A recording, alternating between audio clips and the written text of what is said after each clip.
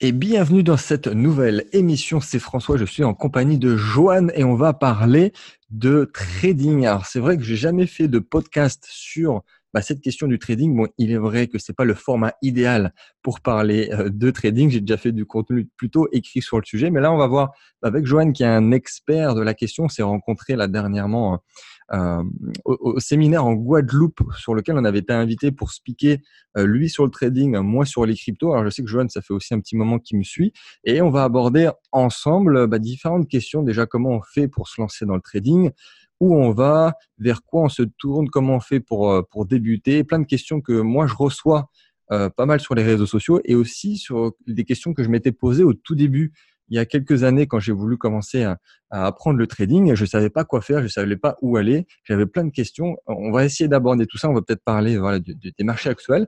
Donc, je te laisse la parole, Joanne. Est-ce que tu veux te présenter en quelques secondes? Bonjour à tous, donc je m'appelle Johan Charlery et François, tout d'abord je te remercie de m'avoir invité sur ce podcast. Grand C'est avec plaisir. plaisir je t'en prie.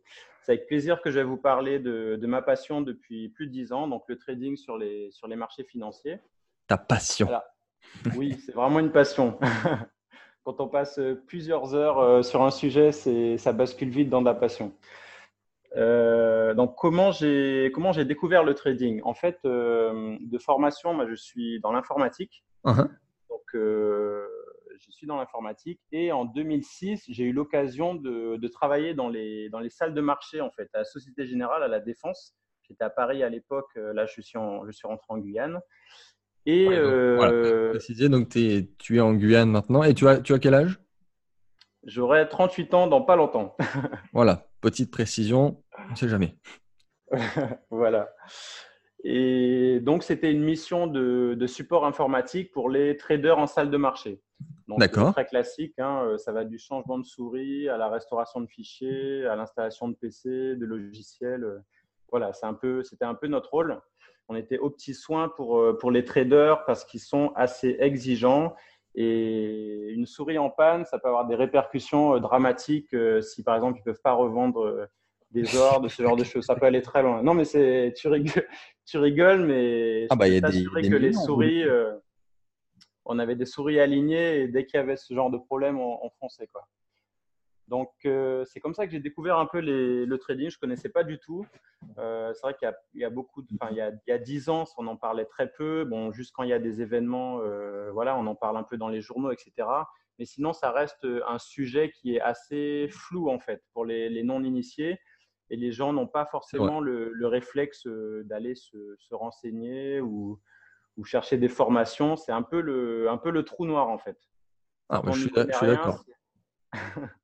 c'est pas très accessible, on va dire. C'est pas Ok, très donc toi, accessible. c'était en 2006. Qu'est-ce qui s'est passé après? Comment t'es tombé dans la marmite? Alors, ça a commencé dans cette mission-là. En fait, entre collègues, on faisait des petits concours de trading. Celui qui arrivait à faire une petite performance sur une semaine, par exemple, avec un portefeuille virtuel. Et c'est comme ça que j'ai découvert en fait un peu des actions comme ça qui prenaient 10-20%. Ah, bon, à l'époque, je ne comprenais pas pourquoi en fait. Et je me disais, ça a l'air intéressant en fait. J'aimerais bien investir et avoir des performances comme ça.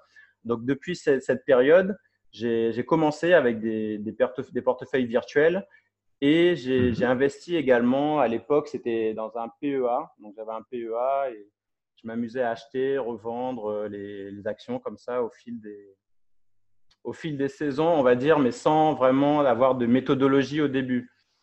Ouais, Donc, je me tu m'étonnes. suis. Bon, tu avais pris un compte démo et tu y allais les yeux bandés. C'est un peu ça, ouais. C'est vrai que sans connaissance, c'est un peu le loto. C'est-à-dire, quand on gagne, on est content, mais quand on perd, on ne sait pas pourquoi. Donc, j'ai commencé à me documenter, à lire pas mal de bouquins, voir de vidéos. Il y avait quelques contenus sur Internet. Et ça s'est vraiment intensifié les 5 dernières années. Là, il y a tout maintenant hein, sur Internet pour qui veut se lancer. Ouais. Après, bien sûr, il faut faire le tri. Mais je veux dire, il y a beaucoup d'informations en ligne, beaucoup d'e-books, beaucoup de vidéos. Donc, ça commence à vraiment se démocratiser en fait. Et donc, durant toutes ces années, parce que ça a duré quand même une bonne dizaine d'années, j'ai commencé à construire ma stratégie trading. Donc, une stratégie de trading, savoir à quel moment je devais acheter, avec quel indicateur, quand est-ce que je devais revendre, etc. Donc, c'est une sorte de feuille de route Uhum. euh, qu'on adapte constamment en fonction des performances. Donc, quand ça marche, on conserve les paramètres. Et puis, quand ça ne marche pas, on se demande pourquoi ça n'a pas marché, qu'est-ce que j'aurais pu, comment j'aurais pu mieux faire, etc. Et c'est comme ça qu'on se construit au bout de plusieurs années une stratégie carrée qu'il faut absolument suivre pour être performant. Alors, comment tu as fait toi au début? Parce que bon, est-ce que tu as tout fait par toi-même et tu as essayé d'y aller à tâtons pour voir les erreurs? Parce que qu'on soit clair, dans le trading, bon, il faut déjà apprendre les bases, il y a des bases, ça c'est sûr. Mhm, Et une fois que tu maîtrises les bases, chacun a ses outils, chacun a sa stratégie. Et cette profession qu'est le trading, il n'y a mhm. pas de méthode parfaite qui produit systématiquement des résultats gagnants. Chacun a des stratégies et des outils différents. Et après, comment on fait, voilà, comme tu le dis, il y a plein d'informations. Moi, peut-être et toi, on a peut-être des stratégies différentes. Comment on fait Mhm. tellement qu'il y a d'informations vers où on se tourne, qu'est-ce qu'il faut faire, qu'est-ce qu'il faut pas faire? Alors, effectivement, chaque trader a sa stratégie. On est tous à la recherche d'une stratégie idéale qui nous ferait gagner de l'argent à 100% des coûts, mais ça n'existe pas.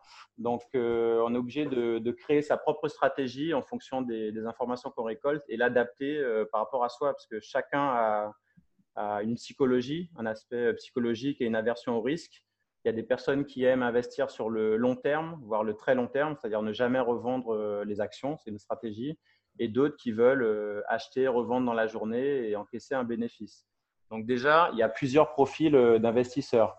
Et en fonction de son profil, on va s'orienter vers différents types de produits et différentes stratégies. Alors, quel conseil je pourrais donner pour un débutant? C'est de déjà maîtriser l'analyse technique. Donc, moi, je fais que de l'analyse technique. Je regarde très peu les informations. Bon, je suis abonné quand même à quelques newsletters que je consulte avant les marchés pour savoir s'il y a des annonces, parce qu'il y a toujours des répercussions sur les actions, sur les devises. Quand il y a des annonces, quand par exemple Donald Trump doit faire une annonce, il faut être très vigilant parce qu'il peut y avoir de la volatilité. C'est-à-dire qu'on peut monter très haut, redescendre très bas tout de suite. Donc en général, quand il y a des annonces comme ça, je suis assez méfiant et j'évite de prendre position. Oui, c'est ça. C'est-à-dire qu'il faut faire aussi le distinguo entre ce qu'on appelle des techniques qui sont là et quel que soit le marché d'ailleurs, c'est là, Mhm. c'est de la technique et effectivement tout ce qui est actualité, tout ce qui peut faire chambouler les choses, c'est-à-dire qu'on va regarder avant de vouloir se placer, ça c'est deux choses complètement différentes. C'est ça, exactement. Et donc, moi, je fais que de l'analyse technique et mon but, c'est de manger des graphes, entre guillemets. Hein. Je fais ça depuis des années.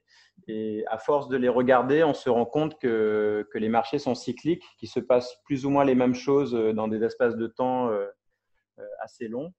Et que Ouais. finalement, ça permet, avec l'habitude, de savoir quand se placer, en fait, que ce soit à la vente ou à l'achat. On arrive à timer un peu les ordres, en fait. Donc, c'est ça l'objectif.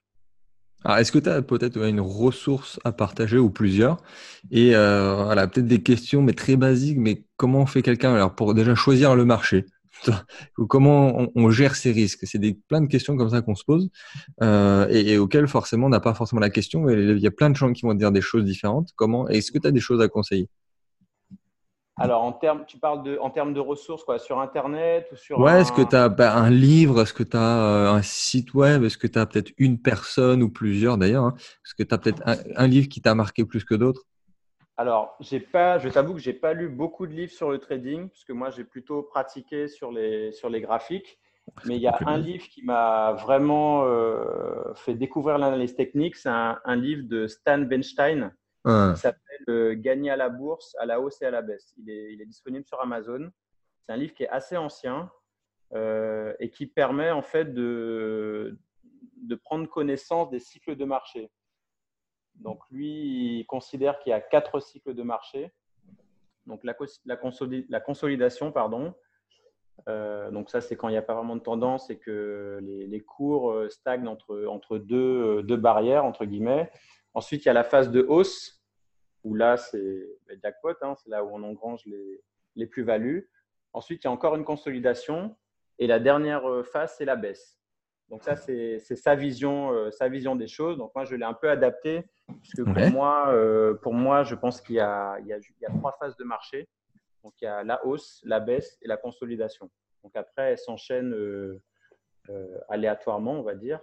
Mais pour moi, il y a trois phases de marché. C'est donc la hausse, où on peut gagner de l'argent, la baisse, où on peut aussi gagner de l'argent. Peu de personnes le savent, mais on peut gagner de l'argent quand les marchés baissent. c'est vrai. Et la consolidation, où c'est vraiment une phase d'observation et il ne faut surtout pas investir parce que là, c'est l'effet machine à laver, ça part dans tous les sens, il n'y a pas de tendance, c'est un peu la foire à la saucisse. Donc, c'est très important d'identifier les phases de consolidation parce que c'est vraiment un risque surtout pour les traders débutants de se faire, bouffer le capital, quoi. Parce que c'est assez aléatoire. Oui, ça peut monter comme ça peut descendre, ça c'est sûr. Voilà. Il faut patienter, observer et se tenir prêt pour les vraies phases de progression, qu'elles soient à la hausse ou à la baisse. Alors, est-ce que tu as un marché de prédilection? Alors moi, mon marché de prédilection, c'est le CAC 40. Ça fait des D'accord. années que le CAC 40. Et plus récemment, je m'intéresse au marché américain, donc le SP 500 et le Nasdaq, Ouais. euh, sachant que le Nasdaq, c'est là où il y a les roquettes américaines, ce qu'on appelle les GAFAM, donc Google, Amazon, Facebook, Apple et Microsoft. Alors, il y en a quelques-unes en plus. Il y a Netflix, PayPal, Tesla. Bon, il y a vraiment les grosses entreprises qui boostent les marchés américains. Ouais. Et on en reparlera un peu plus tard, mais les US n'ont rien à voir avec les marchés européens en termes de performance, hein. Eux, ils sont en mode hausse continue. On en parlera tout à l'heure. Oui, c'est sûr qu'en ce moment, 2019, c'était un peu l'euphorie. Ça, c'est sûr que j'ai essayé Oui. d'en parler. Mais, Ouais. mais effectivement, c'est bien de préciser aussi que tous les marchés ne sont pas les mêmes, Non. tout simplement, même dans la psychologie en fait de marché. Mhm. Et derrière, les performances, ça va être corrélé à la façon dont on veut gérer ses propres risques et vers où on veut se tourner, c'est sûr. Voilà. En termes de risque, surtout pour les débutants, il faut vraiment se fixer ce qu'on appelle un risque management. Donc, risquer, par exemple, par trade, pas plus d'1% de son capital global. On ne peut pas accepter une perte au-delà de ça pour une position, par exemple. Ouais. Comme ça, Bah, ça c'est limite. c'est intéressant. Oui. Alors, du coup, est-ce que tu voudrais donner des chiffres? Combien on peut espérer, peut-être quand on est débutant, combien tu fais peut-être toi, aujourd'hui si tu veux le partager? Est-ce que tu vises un objectif et tu t'y tiens ou est-ce que tu essayes d'aller chercher un petit peu plus si tu atteins les objectifs? Comment tu fonctionnes? Alors, le trading, donc il y a des périodes de gains, des périodes de pertes, et l'objectif, c'est vraiment de réduire au maximum les pertes et laisser courir les gains. Donc moi, je fais du swing trading, parce qu'il y a différents styles de trading, comme on avait parlé tout à l'heure. Ouais. Et le swing trading, ça consiste à prendre des positions et à les laisser courir plusieurs heures, voire plusieurs jours. Voilà, en gros. Ouais, c'est la méthode aussi que je préfère. On n'est pas derrière son écran toute la journée. On peut faire autre chose et Mhm. on est en général, on est plus serein quand même sur du swing trading. Oui, c'est-à-dire quand on a bien timé la prise de position, qu'on commence à avoir des plus-values, on va dire que sur les heures, les jours qui suivent, on est un peu plus tranquille puisqu'on a déjà des plus-values latentes et on a un peu plus de flexibilité pour sortir de la position. L'endroit, enfin, le moment le plus contraignant, on va dire, c'est vraiment pour la prise de position parce que là, il ne faut pas se louper et optimiser au maximum pour que on prenne vraiment la tendance qu'on a choisie. Alors, d'après toi, combien il faut de capital pour commencer? Combien et après combien idéalement il faut pour en vivre? Alors, pour commencer, après, ça dépend des marchés, mais si on veut, par exemple, investir sur les indices européens ou américains, je pense qu'il faut un capital au moins de 500 à 1000 euros, on va dire, entre 500 et 1000 euros pour débuter. Ouais, ça me semble cohérent. Ouais. Donc là, ça permet d'acheter des actions, ça permet d'acheter des trackers. Donc, les trackers, ce sont des produits financiers qui soit vont regrouper un type d'action ou un secteur d'activité. Par exemple, on peut avoir un tracker sur les actions pharmaceutiques. Voilà, c'est un groupe d'actions qui sont regroupées dans un produit qui est abordable, voilà, qui va coûter peut-être 10, 20 euros, alors qu'un bouquet d'actions pharmaceutiques va coûter plusieurs centaines d'euros. C'est l'intérêt des trackers, c'est pouvoir copier une performance sur plusieurs produits financiers. Après, il y a un autre type de tracker, ce sont les trackers à effet de levier. Ouais. Donc là, le but, c'est de vraiment surperformer les indices ou les actions ou les matières premières ou les devises. Il y a vraiment un large panel de produits financiers sur lesquels on peut investir. Et donc là, le but, c'est comme je disais, multiplier la performance. Par exemple, pour le CAC 40, qui va faire, s'il fait 1%, ben vous avez des produits qui vont faire automatiquement 2%, 5%, 10%. Il n'y a pas de limite. Après, la limite, elle va être par rapport à votre aversion au risque. Parce que, évidemment, plus c'est risqué et plus il y a de chances, enfin de possibilités de perdre du capital. Donc, c'est à chacun de voir jusqu'où il est prêt à aller. Donc ça, bien sûr, ça va avec le niveau de formation, parce qu'un débutant ne va pas se mettre à trader des produits hyper risqués. Ça va vite s'arrêter, en fait. Le Oui, marché, oui. il est Par la impitoyable. force des choses, effectivement. Exactement, exactement. Ok. Et Est-ce que peut-être voilà des marchés, alors, des marchés risqués pour le grand public, mais ça peut être mhm, les cryptos, ça peut être les biotech. mhm. Est-ce que toi tu vas là-dedans? Est-ce que tu as déjà testé? Est-ce que tu as eu des résultats?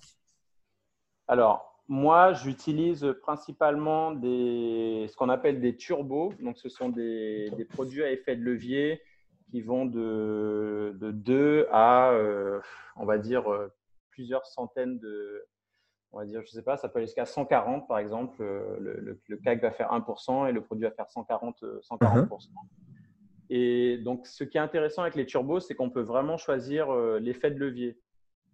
Donc, plus l'effet de levier va être élevé et plus le produit va être bas, c'est-à-dire en termes de prix. Pour des produits avec un effet de levier assez bas, il va coûter peut-être 10 euros. Et plus le risque va être élevé, plus le prix va être proche de 1 ou 2 euros. Voilà. Ça va être 1 euro, 2 euros. Je ne sais pas si je suis assez clair sur le fonctionnement. Ça me semble, oui. Voilà. Oui ou non? Tu me dis, sinon je réexplique. Pour moi, j'ai compris, ça c'est sûr. OK. Donc, l'objectif, en fait, pour moi, c'est de prendre des produits avec un effet de levier assez conséquent. Donc, moi, je travaille en général entre 20 et 25 au niveau du levier. Ça veut dire que quand le CAC va faire 1%, moi, je vais faire entre 20 et 25% sur les produits que j'utilise. D'accord, ok. Alors, c'est Voilà, sûr que les turbos, c'est pas à mettre dans toutes les mains. tout Mais à fait. est-ce que toi, comment tu vas gérer, on va dire, ton argent? Est-ce que tu vas peut-être mettre une petite proportion sur les turbos? Est-ce que ça représente quoi dans ta gestion financière? Donc, moi, en général, sur les turbos, j'ai des lignes de 10 000 euros. J'ai des lignes D'accord. de 10 000 euros. Donc, je ne rentre pas d'un coup. Je vais tester le marché entre guillemets avec 5 000 euros. J'attends que la mayonnaise prenne entre guillemets et ensuite je renforce pour arriver jusqu'à 10 000 euros et et je laisse courir en fait. Je laisse courir jusqu'à ce que j'ai des signaux de revente. C'est comme ça que je fonctionne. D'accord, ok. Ouais, je comprends mieux. Ok. Est-ce que tu voudrais partager peut-être un ou deux conseils, ou voilà, peut-être, ou à l'inverse, un ou deux choses qu'il faut absolument pas faire, que toi Mhm. peut-être tu as faites, et que ça pourrait être voilà le conseil ultime pour quelqu'un qui voudrait se lancer dans le trading. Ça peut être psychologie, technique, dis-nous tout. Alors, le meilleur conseil que je pourrais vous donner, c'est par rapport à la stratégie que vous allez mettre en place. Donc, vous saurez quoi acheter, quand l'acheter, quand le revendre et avec des indicateurs à chaque fois pour vous donner des indices. Hein. Ça va être sous forme de feu rouge, feu vert. Et le meilleur conseil que je peux vous donner, c'est de suivre vraiment à la lettre votre plan de trading. Je sais, ça paraît bête, Mais même après 10 ans de trading, il y a parfois, on essaie de contourner un peu le plan de trading en voulant, en voulant peut-être deviner l'orientation ou on reste on reste persuadé que le marché va prendre telle ou telle direction. Et dès qu'on sort du plan de trading, on prend le risque de perdre du capital. Donc voilà, c'est dommage. Et il faut vraiment suivre son plan de trading. C'est le conseil que je pourrais donner. Ok. Et voilà, pour un débutant, ça a été assez défini. Pour quelqu'un qui est un peu plus intermédiaire, avancé, voilà, qui fait peut-être déjà des gains et qui voudra aller Ouais. beaucoup plus loin, est-ce que tu as peut-être un outil à conseiller ou une façon de travailler qui toi, t'a permis de faire plus de gains? Est-ce que tu as quelque chose comme ça à nous donner? Alors, moi, je peux partager avec les auditeurs la présentation que j'avais faite au séminaire NR Summit. Donc, Oui, moi, je présentais en fait les outils que j'utilise en termes d'analyse technique. Donc, ils verront qu'il y en a pas beaucoup, hein. J'en ai présenté 4 de mémoire. Et en partant sur ces outils-là, on peut vraiment commencer à faire des choses intéressantes avec des produits à effet de levier. Et dans la deuxième partie de la présentation, je montrais mes stratégies pour 2020, donc de la moins risquée à la plus risquée. Euh, on parlait des stratégies d'investissement sur les actions à fort dividende. Et ensuite, on part sur les trackers et puis l'augmentation des leviers, etc. Donc ça, c'est un document que je peux partager pour ceux qui sont intéressés. Et même pour les personnes avancées, je pense que ça permet aussi de cadrer un peu d'avoir une direction pour sa propre stratégie de trading et peut-être se remettre en question par rapport à son mode de fonctionnement actuel. Je pense que ça peut être vraiment utile pour les auditeurs qui veulent se lancer ou qui veulent voir une autre méthode. C'est toujours intéressant de voir une autre méthode. Tu me parlais des traders que je suivais, donc je vais t'en Hmm. citer quelques-uns.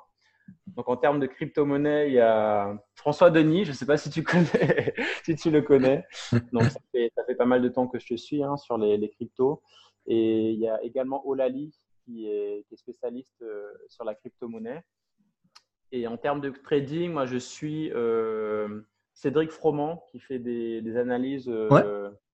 des analyses techniques hebdomadaires super intéressantes.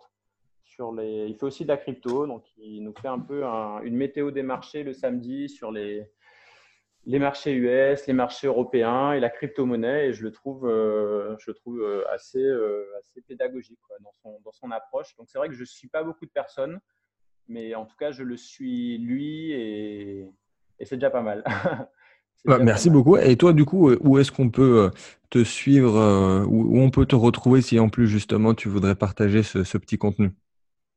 Alors, ce contenu, je vais le mettre à disposition sur mon compte Instagram. Donc là, il est pas encore en ligne, mais juste après le podcast, je vais le publier. Ouais. Donc, mon compte Instagram, c'est Johan Charlery, donc Joha2N Charlery. Bon, je pense que tu le mettras dans le lien peut-être Ouais, voilà. en Donc, dessous du podcast. foncez.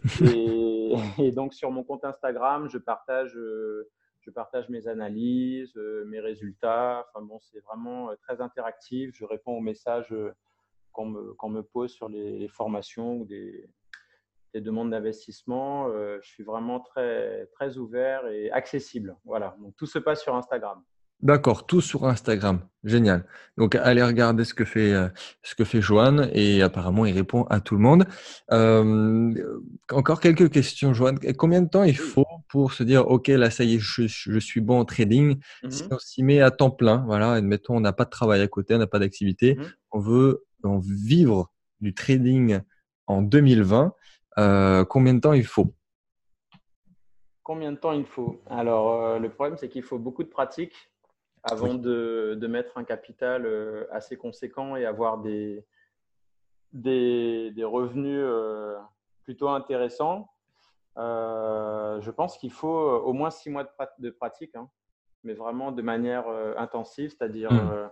prendre des positions tous les jours, tenir un journal de trading pour voir ce qui a marché, ce qui n'a pas marché, et commencer peut-être en virtuel, ouais, pendant 6 mois. Hein.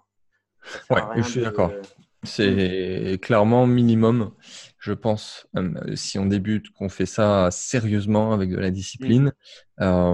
Personnellement, je crois que j'avais, avant de mettre mon vrai argent, si je puis dire, mon vrai argent, c'était au bout de 2 ans. Ouais. Vraiment. C'est-à-dire, quand j'ai commencé à regarder mon premier contenu sur le trading et au moment où j'ai mis mon vrai capital, ça faisait au moins à peu près 2 ans. Ouais. Ouais. Donc moi, j'ai pas eu ce réflexe au début. Donc je me suis pris des bonnes baffes quelques années puisque j'essayais un peu tout. Hein, je connaissais pas, donc j'ai essayé d'acheter des actions. J'ai essayé un peu pas des options binaires, mais bon, des produits un peu maison, par exemple la Société Générale qui parie entre guillemets sur une hausse ou une baisse d'un produit. Donc pareil, je me faisais ramasser parce que je connaissais pas. Souvent, c'est des prédictions à très court terme, donc c'est quasiment impossible d'être gagnant. Bon, c'est un peu le game, hein. C'est comme ça qu'ils gagnent leur argent. Ah, mais c'est bien que tu le dises. Oui, il y a pas mal de choses à éviter, effectivement, pour les débutants. J'en ai pas parlé, mais les options binaires, il faut éviter. Tout ce qui est Forex aussi, il y a pas mal de choses Ouais, qui circulent sur Internet. Les robots de trading, je ne suis pas fan non plus. moi non Euh, plus. les MLM de trading, n'en Moi non parlons même plus. pas. Ça, c'est vraiment un business marketing. Je suis même plus, en fait. À un moment, je surveillais pour voir les tendances, mais bon, on se rend compte qu'on retrouve plus ou moins les mêmes sociétés et ils ont tous le même mode de fonctionnement, c'est-à-dire parrainer un maximum de personnes et voilà, c'est comme ça qu'ils augmentent leur capital. Oui, oui, oui. Puis, enfin, Et puis même en même temps, même si c'était viable, c'est tellement un business model particulier qu'on ne pourrait même pas jamais savoir au final si c'est vraiment des gains qui viennent du trading ou pas. c'est ça, exactement. Donc les robots, j'en ai suivi quelques-uns et puis bon, il y en a certains qui se sont pris des grosses baffes du jour au lendemain, genre moins 30%. Donc c'est vrai que Exactement. ça m'a un peu refroidi. Je t'avoue que j'ai été sollicité plusieurs fois sur des robots qui sont pas forcément onéreux. Hein. Il y en a un, c'était, je sais plus, une centaine d'euros pour l'achat. Et moi, ce qui m'intéresserait plus, c'est de robotiser, entre guillemets, ma stratégie de trading. Donc, s'il y a des auditeurs qui programment sur Un MetaTrader petit ou appel autre. d'offres en plein milieu du podcast. Exactement. Donc, c'est vrai que je me suis déjà posé la question. C'est vrai que ça demande du temps et des compétences aussi hein, de programmation. Mais je serais intéressé pour tester ce genre de choses. Ouais, mais je Et- valide tout ce que tu dis. Moi, même les robots aussi que j'avais testés, j'en avais même parlé, je crois, il y a 2, 3 ans, en 2017. ouais. Mais le problème, voilà, c'est que ça peut très très bien fonctionner pendant même très longtemps et du jour au lendemain, ça peut se péter la gueule pour aucune raison particulière. Donc, c'est Ouais. soit vous créez votre propre stratégie de Mhm. trading, soit vraiment vous avez en confiance en trader, mais c'est pas un robot, c'est un être humain. Et Mhm. encore, voilà, faut se blinder au niveau du capital parce qu'on donne notre argent et il faut un certain capital pour pouvoir générer quand même derrière. Bien Donc, sûr, ouais. attention. Ok, donc là, ça, Vigilant. c'est intéressant. Est-ce que tu voudrais parler peut-être des marchés actuels, différentes situations économiques Mhm. des différents marchés? Alors tout à l'heure, tu Oui. avais fait la comparaison entre l'Europe et les États-Unis. Est-ce que tu veux parler de ce qui s'est passé en 2019, comment, vers où on va, Mhm. sans forcément rentrer dans les détails, hein, mais pour vraiment donner un indicateur de toi qui est là depuis plus de 10 ans sur les marchés? Alors, je vous ai préparé une petite météo des marchés. Vas-y, Donc, dis-nous tout. on commence par les marchés européens. Donc, principalement, je vais parler du CAC 40 et du DAX. Ouais. Donc, on a vraiment eu une super année 2019. Je crois que les marchés ont fait à peu près 25% de performance. Mhm. Donc là, vous achetiez n'importe quelle action du CAC 40, globalement, vous repartiez avec entre 20 et 25% hors dividende. Donc c'était une année plutôt intéressante comparativement aux autres années. Là, on est sur de la hausse. Hein. On est sur de la hausse, que ce soit sur des graphiques mensuels ou hebdo. Ça monte. Ça fait que monter. Ça monte, c'est ça. Là, on sort au niveau des graphiques hebdomadaires. Donc, on a eu 4 semaines de consolidation. Et là, depuis une semaine, ça repart à la hausse.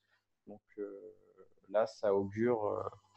Après, c'est toujours difficile de prévoir. C'est pas parce que là, ça a monté depuis un mois, depuis un an, que ça va monter l'année prochaine. Donc, c'est difficile de se projeter. Mais en tout cas, l'année commence plutôt bien pour les marchés européens. Concernant les marchés US, donc eux, c'est je ne sais pas, même pas comment les appeler, hein, c'est des super roquettes. Ils font que monter en fait. En résumé, ils montent depuis mars 2009, non-stop. Ça fait peur même. Donc ils traversent les crises sans problème. Donc ça consolide un peu. Hein. Bien sûr, il y a des phases où ça perd, on va dire 10%, peut-être même plus. Mais après, ça remonte aussi sec. Ça va toujours chercher les plus hauts précédents. Et on connaît la méthode américaine. Hein. Eux, ils ont des planches à billets dernier cri. Dès qu'il y a un problème, ils injectent des capitaux et ça repart à la hausse comme si de rien n'était. Donc, Oui, c'est une bonne stratégie. J'aimerais bien avoir une planche à billets, effectivement. eh ben, eux, ils peuvent se le permettre. Donc, c'est ce qu'ils font. Et les investisseurs peuvent profiter de ces marchés-là en achetant, par exemple, des trackers sur le SP500 ou le Nasdaq, sans forcément mettre des effets de levier, mais investir de manière régulière pour lisser un peu les hausses et les baisses. Sur le long terme, sur 5 ans, sur 10 ans, vous serez toujours gagnant. Voilà, c'est un conseil que je peux vous donner. Un tracker sur le SP500 et sur le Nasdaq, vous serez toujours gagnant. Même s'il y a des phases de crise, il faut savoir que les crises ne durent jamais très longtemps, on va dire 2-3 ans maximum. Même au plus bas de la crise, eh bien, vous ferez le plein de produits financiers, ça sera les soldes, et quand ça va repartir, vous serez le roi du pétrole, entre guillemets. Voilà, c'est un petit conseil boursier que je vous donne. Les US, ça monte toujours. Les US, ça monte. Bon, il faut être un tout petit peu patient quand même. Il faut être patient, mais sur le long terme, on va dire sur un horizon de temps, même à 10 ans, à 5 ans, il y a très peu de chances que ça baisse en fait, avec les politiques actuelles. Hein. Ah, effectivement. Et du coup, en 2020, pour toi, ça va aller vers où? Ah ben là, c'est parti pour exploser les plus hauts. Hein. Exactement. Là, ils sont dans une euphorie de all-in monétaire qui ne se Ouais. sentent plus. Ils ont sorti la planche à billets. Et effectivement, par contre, le fait de repousser l'échéance, le jour où ça va tomber, ça va faire mal.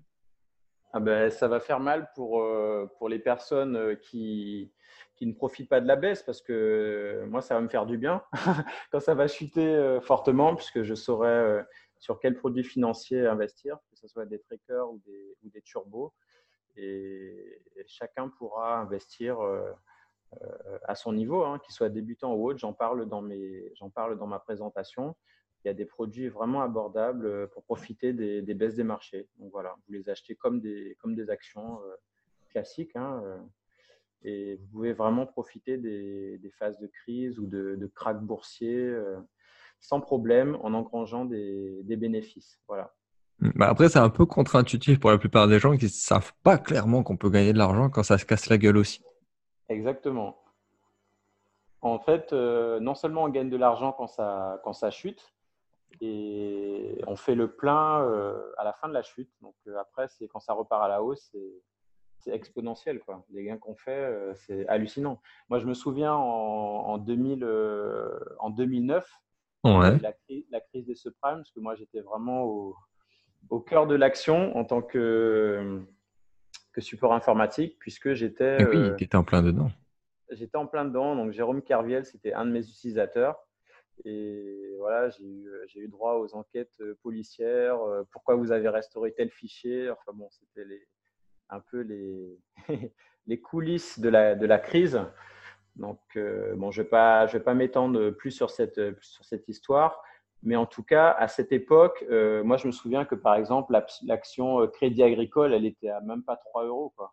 Elle était même pas à 3 euros et ça intéressait pas grand monde puisque tous les journaux avaient comme une krach des marchés financiers, n'investissez pas, la ruine des particuliers, enfin bon, tout pour faire fuir les gens.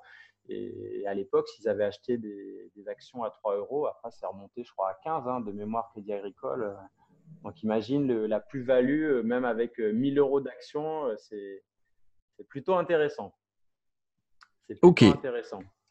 Bah, je ne peux que confirmer. Pour le coup, on est assez alignés sur, sur nos stratégies.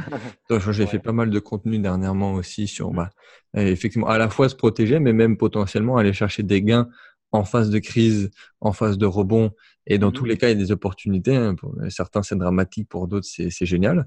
Donc, bien former et s'informer, parce que déjà que certains, c'est compliqué de faire des gains en phase de croissance. Alors, j'en parle même pas quand c'est en phase de décroissance. Oui. Est-ce que tu veux nous partager encore quelque chose? Est-ce que tu as fini ta méthode? Est-ce que tu veux partager quelque chose d'autre? Alors, j'avais une petite partie crypto. Je pense que ça va t'intéresser aussi. Ah, dis-nous tout. Alors, les marchés européens et US, on a vu que c'était ouvert. Eh ben, les cryptos, c'est l'inverse. C'est l'inverse. Tout est rouge depuis pas mal de semaines. Pas mal de semaines. Donc là, en mensuel, moi, je suis en chute sur le Bitcoin et l'Ethereum depuis 6 mois. Donc, L'Ethereum, il est pas beau, hein, encore pire que le Bitcoin, effectivement. et le Ripple, encore pire. Lui, c'est le mauvais élève. Je ne sais pas pourquoi il a du mal à suivre les deux premiers, mais j'ai une petite pensée pour ceux qui ont investi sur le Ripple parce qu'il a vraiment du mal à décoller, quoi. Là, ça fait 2 ans qu'il chute de manière continue, mais on garde l'espoir qu'il va remonter un jour, donc faut le surveiller. Faut le surveiller et concernant le Bitcoin et l'Ethereum, donc moi, ça chute en hebdo depuis 13 semaines pour le Bitcoin et 24 semaines pour l'Ethereum. Donc, ce n'est pas une chute continue, hein. Il y a des petits rebonds ponctuels, mais bon, faut pas se leurrer. Et surtout, il ne faut pas se faire avoir en pensant que c'est une remontée qui va durer dans le temps. C'est vraiment une petite remontée sur 2-3 semaines en général, maximum. Bon, c'est vrai que ça fait des belles performances, hein. On peut faire des performances à 2 chiffres, mais ça ne dure pas. Donc là, on est vraiment sur une phase de chute pour le Bitcoin et l'Ethereum. Et on attend la consolidation et la remontée, bien sûr, puisque ça va remonter, il n'y a pas de doute. Sur le long terme, ça va forcément remonter. Je sais que toi, tu investis sur du long terme, ou du très long terme. Oui, bien Et sûr. tu Bon, là, vois, c'est exact ce que tu dis. Oui, pour le repréciser, c'est parce que certains n'ont peut-être pas compris. Effectivement, c'est une phase de court terme, et ce qui est vrai d'ailleurs, et ce qui est même très bien pour n'importe quel investisseur malin. Mais après, on va dire sur une stratégie long terme, et même techniquement, je ne vais pas donner des détails, mais techniquement, ça suit toujours un retracement très long terme bien sûr, ouais. et croissant. Sachant que le prochain redécollage, après une belle consolidation, il ira chercher au moins le plus haut précédent. Je crois que c'était à 20 000 dollars de mémoire. Oui, oui, Il y aura, BTC, c'était 20 000 dollars, effectivement. il y aura une escale à 13 000, c'était le dernier petit rebond qu'on a eu, et on ira chercher effectivement les 20 000. Donc là, il faut vraiment surveiller ça, pas au jour le jour, puisque c'est plus sur une vision hebdomadaire qu'il faut investir sur les cryptos. Enfin, en tout cas, c'est comme ça que moi, je fonctionne. Sur une vision hebdomadaire, on arrive à voir quand même les phases de marché et Mais calculer. clairement, c'est à court terme, il n'y a pas vraiment de signaux qui indiquent une Oui, relance oui, c'est plus, du Bitcoin. du casino, hein. En Ouais, ouais, journalier, Ethereum, c'est pas très intéressant à trader en ce moment. Donc, ça doit ouais, vraiment montrer une conviction au niveau des acheteurs. Et pour l'instant, ils sont plutôt aux abonnés absents, c'est vrai. ouais. Donc on patiente. Là, je suis comme le sniper caché dans les buissons avec les munitions et j'attends le feu vert pour les Ouais, cryptos. retenez le sniper avec ses munitions, c'est vrai. Ok, bah, merci beaucoup pour cette météo. Est-ce que tu as d'autres marchés à aborder? Non, non, non, parce que moi, je suis vraiment concentré sur les marchés européens, US et sur la crypto. Alors, je surveille un petit peu l'or quand même. Je surveille l'or parce qu'il y a quand même des belles phases de hausse et de baisse. Ouais. Donc, il y avait eu un plus 26%. Alors, la période, je ne l'ai plus en tête, mais je crois que c'était l'année dernière. Il était passé de 1200 dollars à 1500. Ouais. Donc là, on est en train de consolider avec une légère baisse, pardon. Donc c'est une consolidation un peu transversale et qui baisse un petit peu et on verra si ça repart vers le haut ou pas, ou vers le bas. Donc faut surveiller ça. Pareil en hebdomadaire et puis il y a peut-être des belles opportunités pour l'année prochaine. Donc à surveiller là. Là, on stagne entre 1500 et 1400, on va dire, mais il y aura une sortie. Ça faisait un petit Faut moment savoir. qu'il n'y avait pas eu grand-chose qui s'était passé sur le marché de l'or, Ouais. effectivement. Mm. Mais merci beaucoup, Johan. Donc, on le reprécise si vous voulez retrouver son contenu et effectivement peut-être répondre à toutes les questions. C'est sur Instagram. Est-ce que tu voudrais rajouter quelque chose pour conclure cette très belle émission? Ben, 2020, c'est vraiment le moment de se lancer.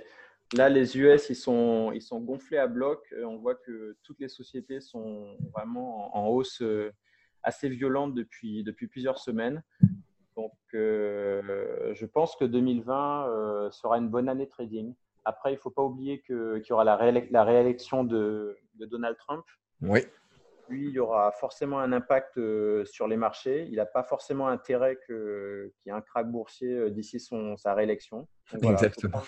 faut prendre ce paramètre en compte. Il y a aussi un aspect psychologique et politique dans les cycles de marché. Donc, il y a peu de chances quand même qu'il y ait un krach avant l'élection de Trump. Ce n'est pas dans son intérêt. Il doit avoir un beau portefeuille boursier et tous ses copains, tous ses copains, voilà, qui investissent également. Donc, Ouais. je pense que 2020, c'est une bonne année pour se lancer, se former, commencer avec un petit capital, voir du virtuel vraiment au démarrage, construire sa stratégie de trading. Vous aurez accès à un support pour les indicateurs techniques à surveiller et quelques stratégies pour 2020. Donc, utilisez-le, testez sur des petits montants. Même si vous voulez trader en réel, il n'y a pas de problème. Vous pouvez investir 50 euros. Il n'y Oui. aura pas un gros impact sur votre portefeuille, mais ça vous permettra déjà psychologiquement vous mettre vraiment dans la peau du trader qui gagne et qui perd. Et ça vous permettra d'appréhender les sentiments de peur et comment on appelle ça, De l'appât du FOMO gain. et de FUD. Oui, exactement. Vous serez balancé en fait entre la peur de perdre et la peur de rater aussi des opportunités. Donc, c'est tous ces sentiments qu'il va falloir dompter dans votre carrière de trader et c'est ce qui fera votre réussite ou votre perte, entre guillemets. Donc, voilà. Il y a une grosse partie psychologie dans le trading. C'est vrai qu'il y a la construction de la stratégie du trader, mais il y a aussi une grosse partie psychologique qui est directement liée aux prises de position. Donc, c'est vrai que c'est un gros travail mental. Ce n'est pas évident, mais tout le monde peut y arriver avec un peu de pratique. Et voilà, je vous souhaite vraiment de vous lancer en 2020. Si vous ne voulez pas entrer vraiment dans le détail de l'analyse technique, vous pouvez utiliser les achats d'actions à fort dividende, parce que là, ça requiert vraiment aucune connaissance technique. Oui, C'est ça c'est très facile et c'est quelque chose que je conseille depuis très longtemps, Oui, effectivement. oui, oui, c'est au lieu d'investir dans le livret A, c'est vrai que j'aime pas trop le livret A, j'en parle souvent, mais c'est ce qu'il y a de pire en termes d'investissement. Ça reflète vraiment le manque de culture financière je dis des Français, mais bon, de beaucoup de pays, hein, malheureusement. Euh, le gouvernement ne pousse pas vraiment les gens à se cultiver financièrement. On le voit dans l'éducation, on le voit dans les écoles, dans le lycée. Moi, idéalement, il faudrait qu'il y ait une heure de formation financière, d'éducation financière pour les lycées, même peut-être pas pour les collèges, mais au moins pour les lycées et dans les études supérieures. Qu'il y ait une Oui, heure d'initiation sur l'investissement en IMO. C'est vrai que ce n'est pas le sujet, mais comment investir un peu en IMO intelligemment, comment investir dans un portefeuille d'actions à fort dividende. Je veux dire, ça ne coûte rien. Mais ce n'est pas dans leur intérêt. c'est Donc, ce que j'allais dire. C'est-à-dire que là, on touche à un autre problème et ils n'ont peut-être pas voilà, forcément d'intérêt à le faire. exactement. Donc, c'est à nous de nous prendre en charge, entre guillemets, aller chercher l'information là où elle est, c'est-à-dire sur Internet, sur les Et ouais. réseaux, sur Instagram, et surtout passer à l'action. Ouais, ce serait plus difficile à vendre du Pinel ou à vendre de l'assurance vie, effectivement. Exactement. Voilà. Bah encore merci Johan et n'oubliez pas de prendre vos profits même en phase de croissance et Tout à on fait. se retrouve très bientôt dans une prochaine émission. Ciao, ciao. Merci François. À bientôt.